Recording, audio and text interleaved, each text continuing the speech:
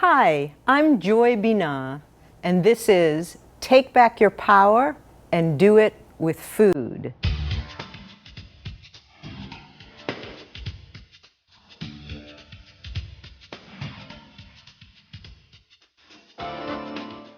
Hi, I'm Rita Rivera, and this is about sugar. We're going to begin by showing you quite a spectacle. This is how much sugar the average American consumes in 1 year's time. 25 pounds. 50 pounds.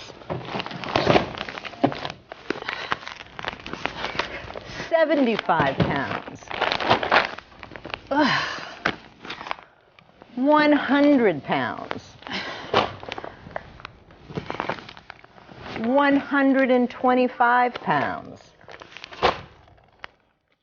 129 pounds of sugar. As unbelievable as it may seem, this is the truth of it. 129 pounds of sugar. So you are saying that this is what an average American eats. Yes, I am. And I bet kids even eat more. You know, you're probably right about that, and studies show that Latinos and African Americans even eat more than that. So I'm going to ask you a question. Taking a look at this amount of sugar, what would you imagine that your grandparents consumed in a year's time? Just think about that. I'm going to ask Rita to hold that. Do you think they consumed 25 pounds of sugar? 50 pounds of sugar? That would be a reasonable guess, considering this entire load that's sitting here. Well, the truth is that in 1900, 4 pounds of sugar was what the average American consumed in a year's time. That's a 2,500% increase in sugar intake. This is a sad story we got going on here. And of course, we're not talking about eating sugar right out of the bag. So where does this come from? Sugar is hidden in a lot of the foods that we eat. What is white sugar, Rita? White sugar comes from the sugar cane or the sugar beet. The plants are crushed to exude the juices. The juices are washed, they're bleached, and they are refined so the molasses is removed.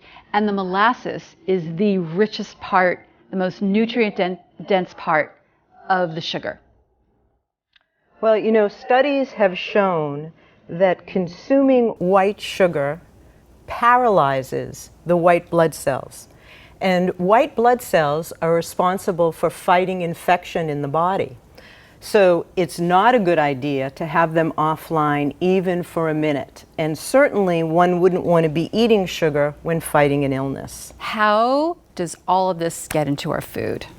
You know, in ways that we wouldn't expect, Rita. Small apple juice has 10 teaspoons of sugar. And orange juice is also loaded with sugar.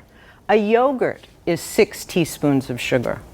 Junk food is loaded with sugar. All processed food has way too much sugar. And obviously, we got sodas. So let's take a look at how much sugar is in the soda that you drink. Yes, let's check this out. So here we are with a large soda, and I'm going to show you how many teaspoons of sugar you will have consumed when you drink that large soda.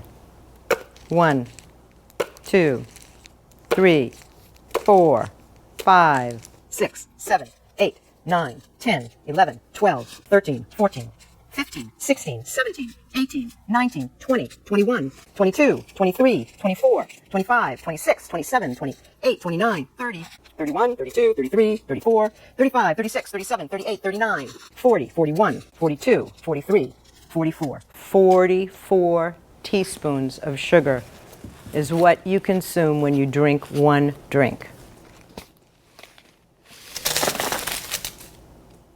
Wonder how else sugar is hidden in our diets? Listen to what nutritionist Elizabeth Borelli has to say. So I have the great pleasure today of being with Elizabeth Borelli, who is a fabulous local author. She's written 2 great books, Beanalicious Living and Sprout It, and Take Back Your Power and Do It with Food is in complete resonance with the work that Elizabeth is doing. And so we're so thrilled to have you with us today. Welcome. Thank you, Joy. Thank you for having me. So Elizabeth is going to be pulling back the veil on processed foods. We're going to take a look at what is really in the foods that most of us are buying. And we're hoping that you will become educated and make better choices. So Well, Elizabeth. Yes, thank you. This is one of my favorite topics that I am very passionate about. So where shall we start? I'd love to start with breakfast. Okay, one of my favorite meals.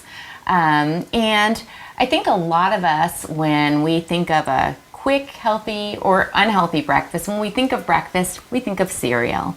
So as people who are trying to reduce our sugar consumption, we might start in the cereal aisle. And we know that Cocoa Pebbles and Fruity Puffs and Captain Crunch. Yeah, we know those are loaded with sugar.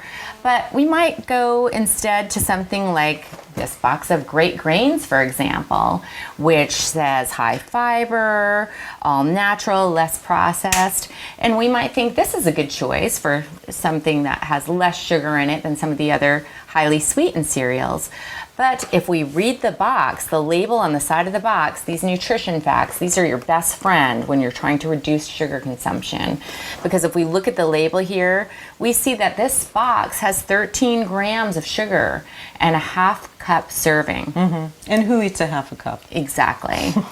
So right away, we know that 13 grams is at 4 grams per teaspoon is over 4 teaspoons of sugar in just a half cup.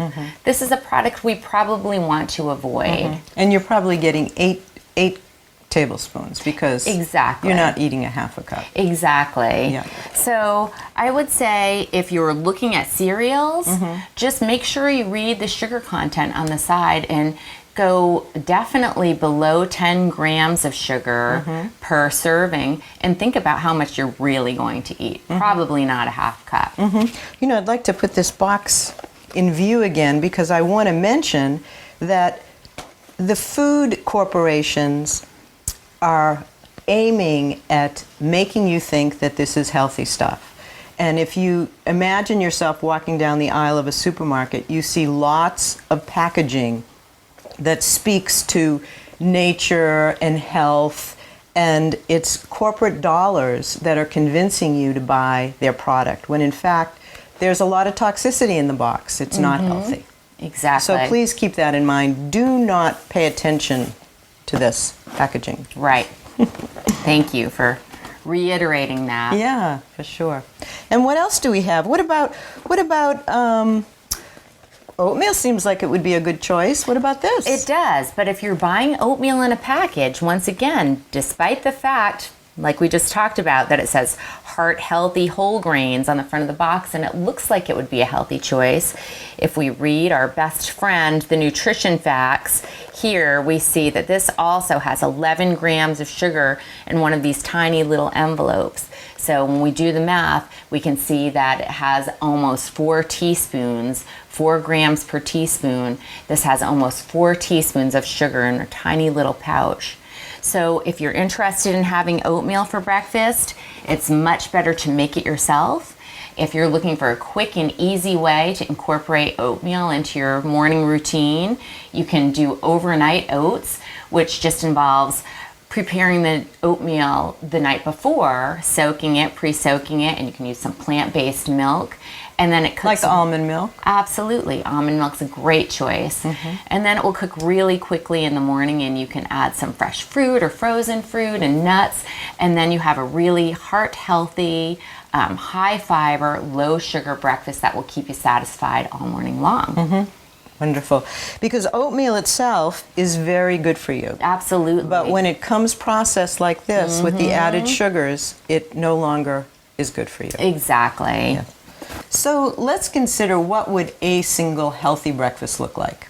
Well, a great choice is always eggs. So you could do scrambled eggs and maybe even a corn tortilla and roll that in with some nice fresh salsa if you have it, or some black beans.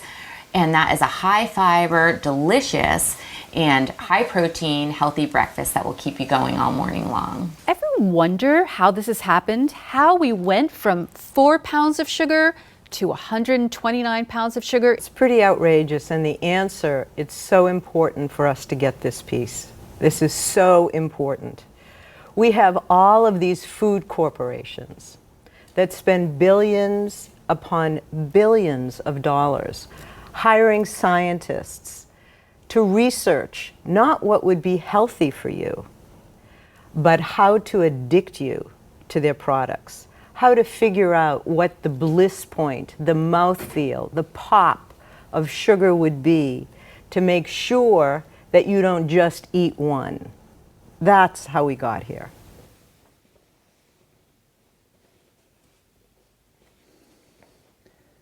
Well, it's okay, but this is not great. I really wish I could come to the shareholders with a better report.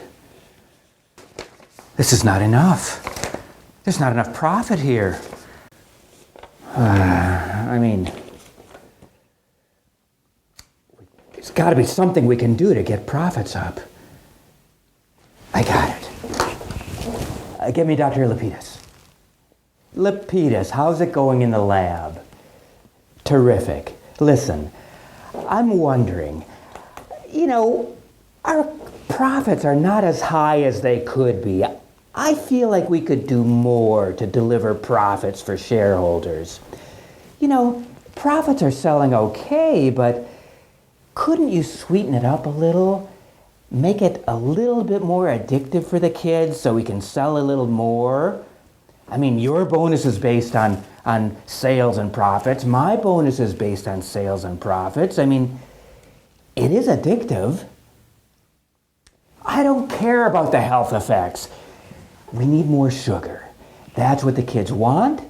Give them what they want. Look, it's all about the bottom line. I don't care. I know you can do it.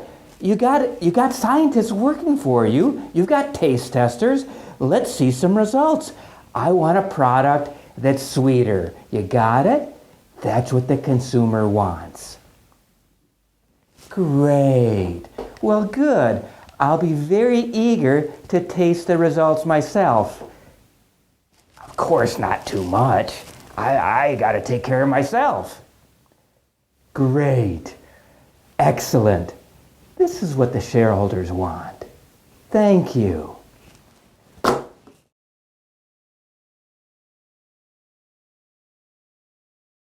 So what's up with sugar? Really? What's up with sugar, Joy? Sugar actually has the biggest impact on the quality of your daily life.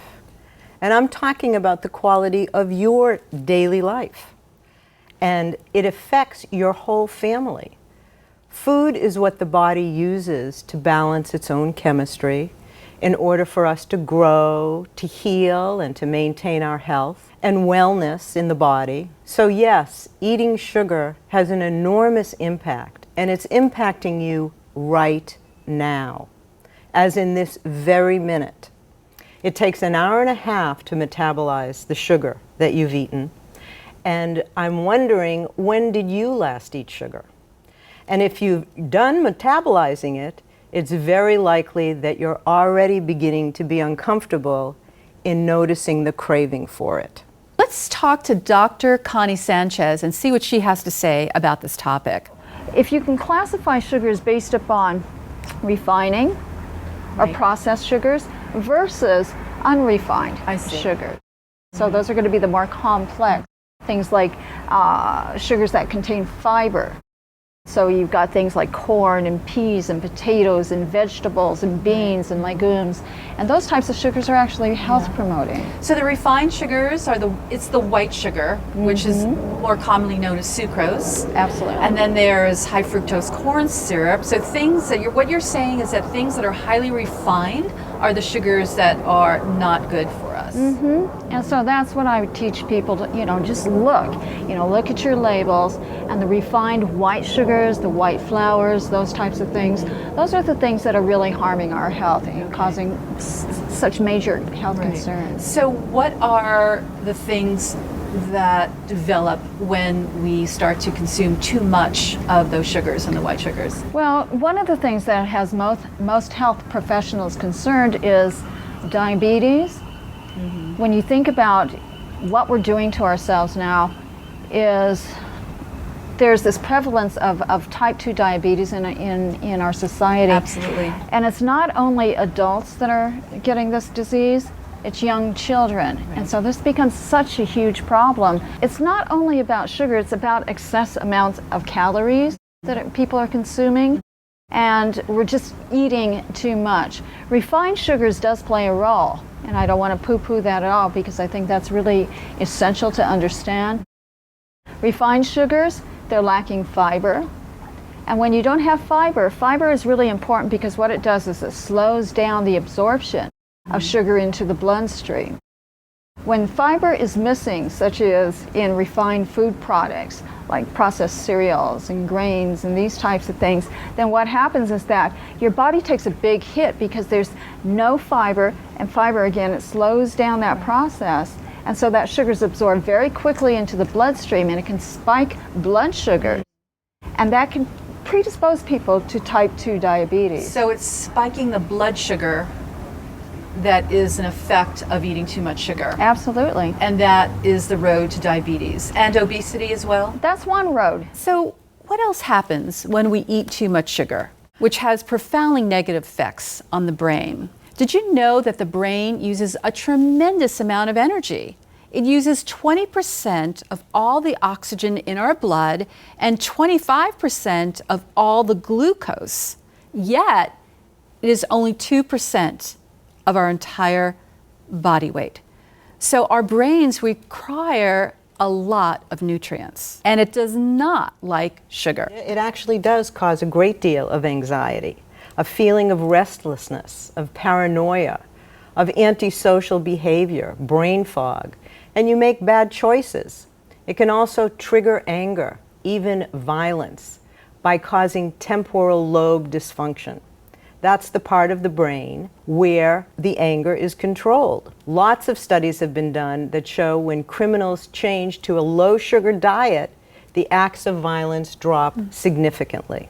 Yeah, it's a funny thing that everybody thinks that eating fatty foods is what makes you fat. And if that were the case, then why, when low-fat products were introduced in the 80s, they actually became the rage, the obesity epidemic skyrocketed. It went through the roof. That's because these food corporations wanted you to eat their low-fat product, and in order to make them tasty and addictive, they loaded them up with sugar.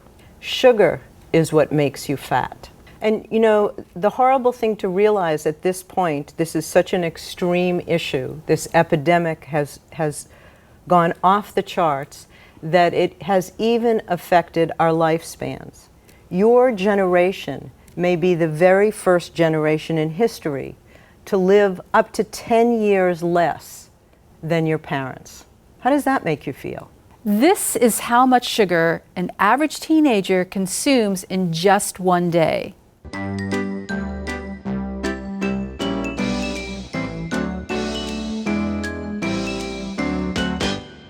When you think about sugar, it's good to familiarize yourself with something called the glycemic index.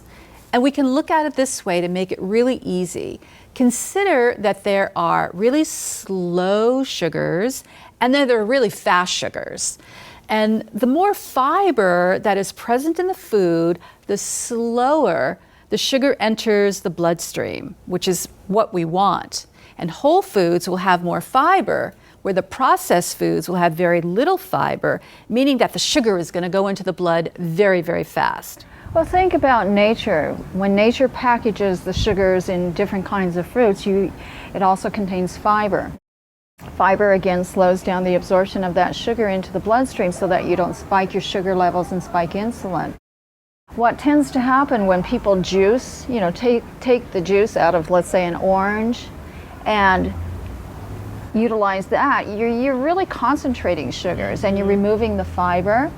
And so what tends to happen when people drink a glass of juice, they're just flushing their body with sugar. It's highly concentrated. And then what happens is that it's such a simple sugar that it rushes into the bloodstream. And then your blood sugar spikes. And then insulin once again has to go up because its job is to get that sugar into the cell so that you can burn it for energy. Can you say a little bit more about glucose in the blood?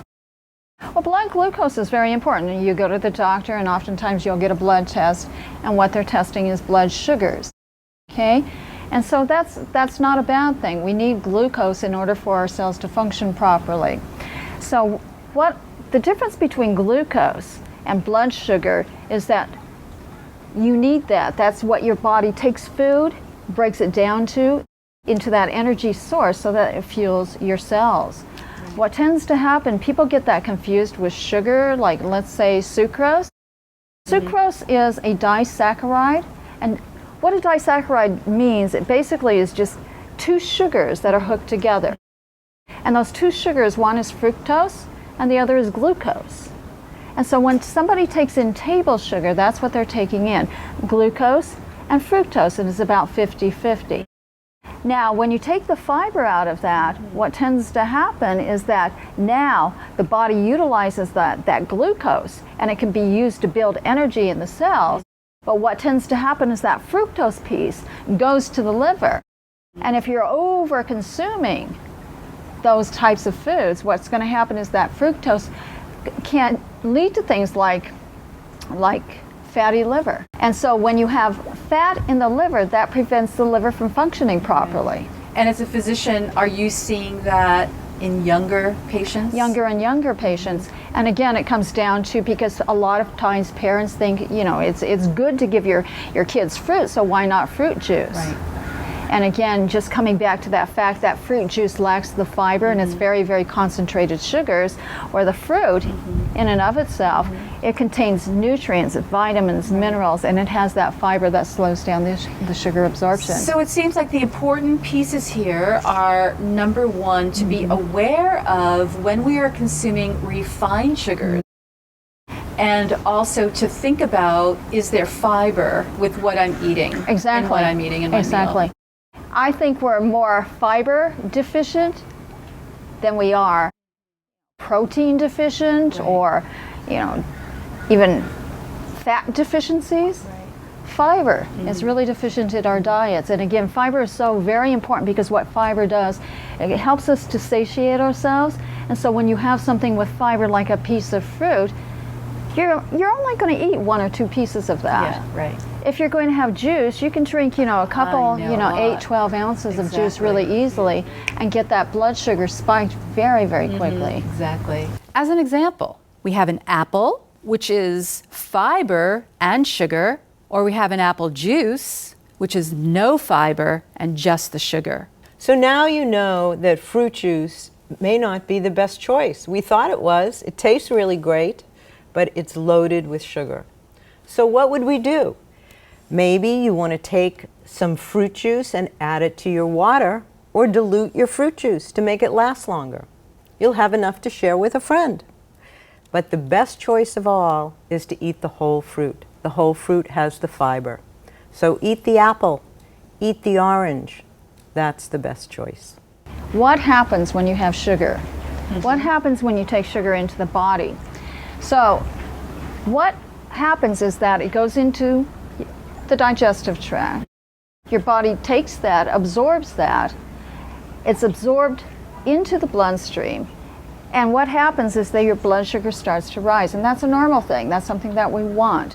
Okay, but that blood sugar is supposed to get into the cells so that it can be utilized to fuel the cells so that they have the energy they need in order to do the work of a cell. So what tends to happen is that people can become insulin resistant. And insulin resistance is really quite interesting because what it really means is that the body no longer is taking that sugar and putting it into the cells. So what happens is now the blood sugar starts going up and the cells are not getting the energy they need. They're basically starving to death. And that's why people feel fatigue or brain fog, or something's going on where they just don't feel correct, and that's because their cells are not being fed. They're not getting the energy. And I like to think of insulin resistance as basically this idea of, let's imagine you've got a handful of groceries, you went shopping, you've got all these beautiful groceries, you got your keys, you're ready to go to your door, and you get to your door and you can't get the door to open, so you start pressing on the doorbell, but nobody's home, nobody's there. And so you're pressing and pressing and pressing that doorbell, you're ringing that doorbell, but nobody's there. That's what happens in insulin resistance. The sugar or the nutrients are not able to get into the cell, and so that sugar or those nutrients are left outside. And that's not where they belong. They need to get into that doorway.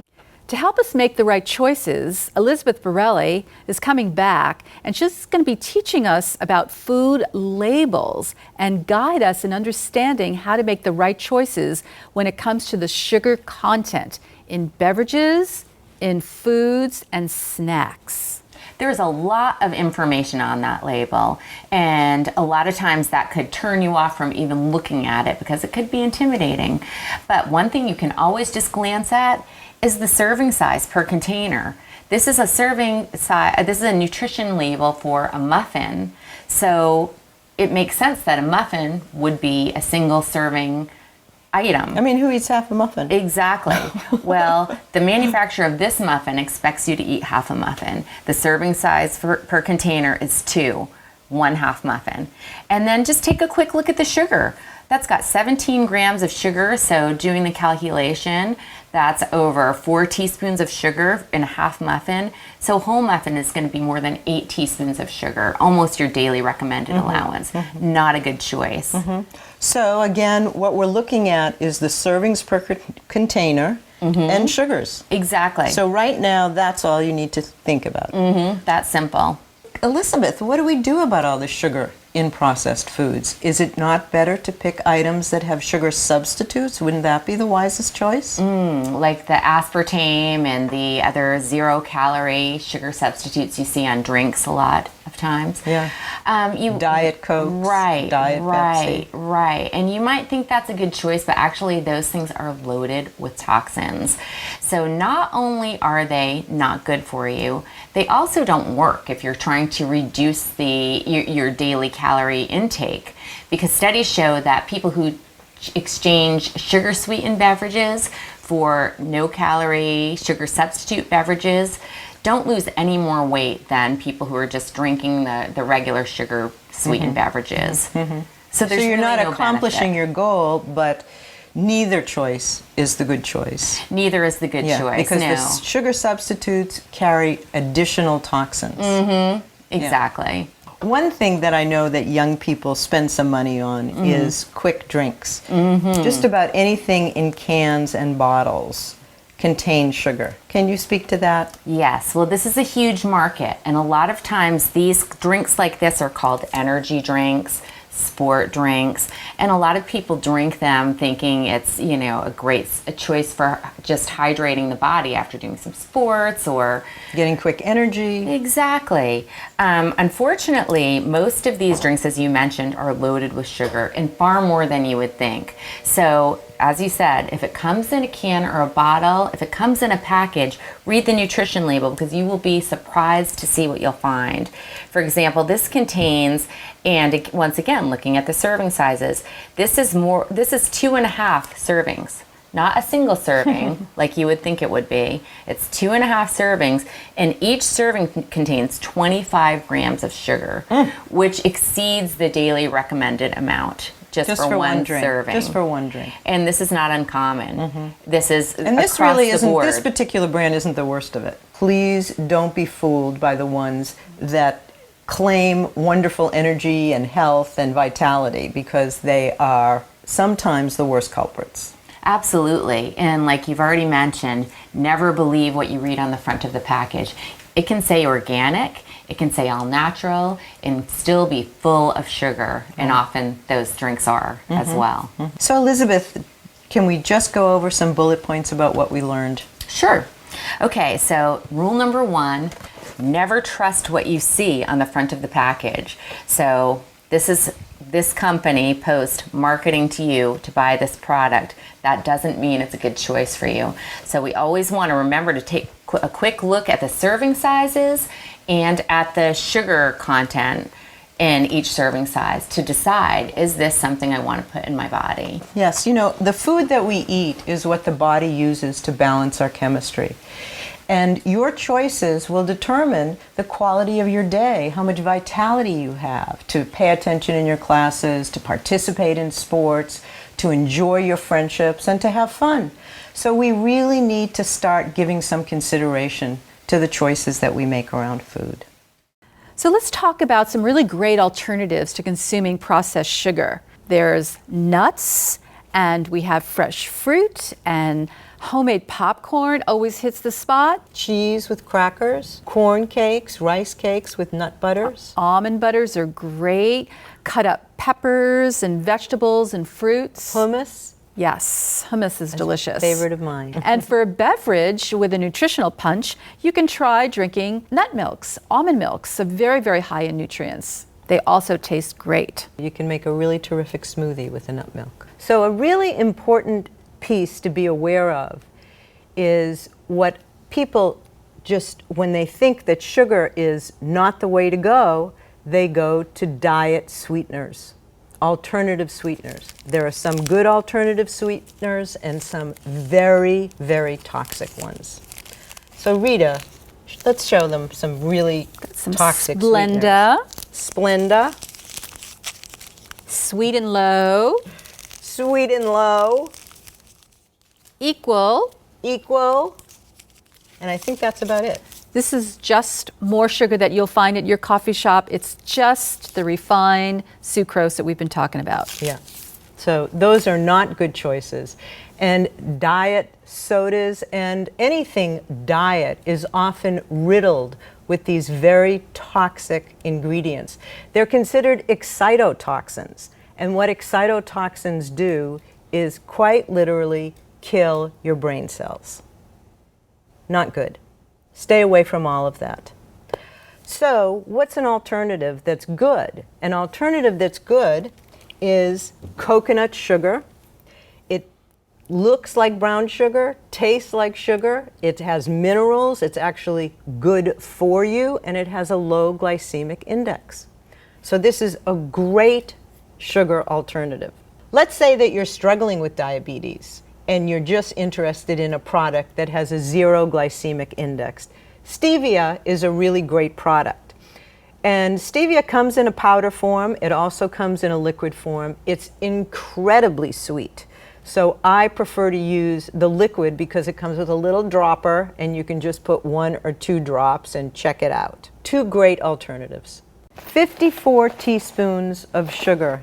That's what they say the average American teenager eats in a day.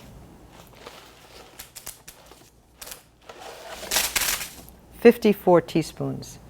But remember, in 1 large soda is 44 teaspoons. So how many teaspoons are you eating? So now we want to introduce you to chia as the takeaway power food for so many reasons. Chia is an ancient superfood that is currently experiencing a fabulous renaissance. It's a member of the sage family and its botanical name is Salvia hispanica. These tiny black and white seeds were once a staple of the Incan, Mayan, and Aztec cultures, along with the Native Americans of the Southwest. Chia is the Mayan word for strength. The seeds were used by these ancient cultures as a mega energy food and is also known as Indian running food because of the incredible sustaining energy that it provides. Chia is a wonderful gelatinous plant food that absorbs and binds with toxins as they move through the intestinal tract, which means that by eating chia, you are assisting your body in detoxing. And in this day and age, with all the toxins in our environment and the toxins in our food, detoxing is absolutely essential. Chia is 25% fiber, which is twice the amount of fiber as bran flakes. And remember, we spoke about the body's tremendous need for fiber to help lower the glycemic index and regulate blood sugar. Chia is also loaded with protein, 6 times more protein than kidney beans. It has 8 times more omega-3 than salmon, which is a crucial fat that we'll be speaking more about in our next show. 6 times more calcium and 4 times more phosphorus than whole milk, 3 times more iron than spinach, and 15 times more magnesium than broccoli. So you can see why chia is considered a superfood, why it sustained ancient cultures, and why it was called a running food. The great news is that it is readily available today and is a superfood that we really all need to take advantage of. Costco even sells it. Surprisingly, these little black and white seeds, which are such powerhouses, have virtually no taste. So the plus of that is you can add it to any recipe and make that recipe a mega nutritious meal, and it will taste just like whatever you're putting in it. There are so many things that we can add chia to, so many things. And in a minute, we're going to show you a few recipes. But in the meantime, let's just go over some possibilities. You could put chia in, you could sprinkle it on your salad and give it a nice crunch. You could put it in soups, you could put it in salad dressings, you could put it in gravies, you could put it on anything. It has no taste, but what it will do is thicken things, so just keep that in mind. Another idea to show you how you can use chia seeds is to put some on your ice cream. Ice cream, as you know, is loaded with sugar, and I'm sure you can think of other desserts you may be eating from time to time that have too much sugar in it. If you top it off with some chia, you are seriously lowering the glycemic index of that food, and you are giving yourself a ton of fiber so that the body will take in that sugar at a much slower rate, which is so much easier on your body and something that we all need to always be aware of. So keep chia on your dining room table. Put a little jar of chia in your lunchbox. Just have it with you, sprinkle it on everything. Okay, before we go into some recipes, I want to introduce you to a couple of sweeteners that you may or may not know of. We've already spoke about coconut sugar and stevia, and here are 2 additional sugar alternatives. And the most important piece that you have to get here is the raw part. Raw honey and raw agave. These are great low glycemic sweeteners. If they are not raw, they become very high glycemic sweeteners, and you do not want to use them. So you'll see here that it says raw right on the label, and as does it here. So again, wonderful sweeteners. Honey is just chock full of all kinds of amazing ingredients that actually balance your blood sugar if it's raw honey. And agave is a naturally low glycemic sweetener unless it's cooked, and then it's way high. So if you're not sure, it's better not to use it. And I want to show you, we've soaked this chia seeds in almond milk, and it's a kind of a nice thick pudding consistency, and you see the recipe. And I want to encourage you to flavor it because this is pretty flavorless. So you can make it taste like anything you want. You can add vanilla, you can add banana, you can add persimmon, you can add apple. So many things, whatever you love, put in it, blend it up, and you have a wonderful, very, very healthy pudding. that can be made very quickly and a great treat when you come home from school or at night or whenever. Okay, so Rita's going to show you some additional recipes right now. The alarm goes off. You're getting out of bed. It's time to go to school. Breakfast, and I've got a great solution for you. So Joy has gone over chia, and I'm going to give you an idea of what it looks like. They're very small seeds. And after the chia is soaked, you can use water, or you can use almond milk or any other nut milk. You can even put a little dairy in here if that's what you prefer. And this is what it will look like after it soaks for about 15 minutes. My favorite breakfast is a combination of oatmeal and chia. So the first thing I will do is I will get up and pour out the chia seed. I will add some cinnamon and then water or almond milk and let that sit. Then I will go over to the stove and I will heat up, cook some oatmeal, just put some water in a pot. If it's just for you, you don't really need that much. And add the oatmeal and stay with it, continue to stir it. You want to watch the oatmeal. It also cooks very quickly. When that's done, I will add the chia that has been soaked and the oatmeal together and just mix it together, and then the easy and fun part begins. You can take whatever you like in terms of dried fruit. Here I have raisins and some nuts. I like walnuts. You might prefer cashews or almonds or even a combination. And just add some dried fruit and add the nuts that you like, and make sure to add a fresh fruit, either banana or apple, or even a combination of both, which I like to do.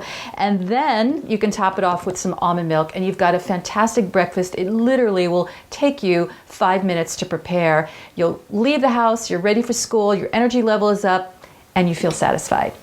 So enjoy this wonderful new breakfast. And Joy's going to tell us about Chia Fresca. Yes, Chia Fresca is a wonderful drink that is traditional in Mexico and still very popular today. And it's simply made with lemons or limes, honey or agave, and chia seeds with, of course, some water. And you can see the recipe on the screen. And we're going to explore ways that we can enhance a drink like that. For me, because I love milks made from nuts and seeds, I might use almond milk or even hemp milk instead of water, or a combination of both, really, to give it a little bit more body. That sounds wonderful. And you could also, now we're going to get into more of the smoothie idea. Instead of, or in addition to the lemons and limes, you could throw an apple in a blender, or a pear, or a banana, and mix it all up. The point being, we want to get you to experiment with this amazing superfood. Please, please include it in your diet. Be creative with it, have fun with it. You know, there's some popular bubble tea. You know those bubble teas that has those little... It's an Asian tea? It's an Asian tea. And you know, I think that chia is somewhat like that. It plumps up in your drink and it has that kind of texture. So you may find it surprisingly fun to drink. Certainly it is mega nutritious. Please include it. Make this fun. Engage your family, engage your parents, everyone together to look at how we can best approach this essential lifestyle change. We're hoping that we've driven the point home about this very, very critically important subject. It's the difference between a life that will support your stepping into your gifts and talents and a life that is just mediocre and, in fact, short-lived. We're talking that this really can cause an early death. It's that serious. So please make the right choice. Make the right choice for yourself. Be an example to people around you, an example to your family. The world needs you. It's time to take back your power and take it back now. Be smart and take this information to heart. And use food to build a strong body, a clear mind, and allow your food choices to provide you with energy and vitality. Claim your place in this world. Say no to toxic sugar.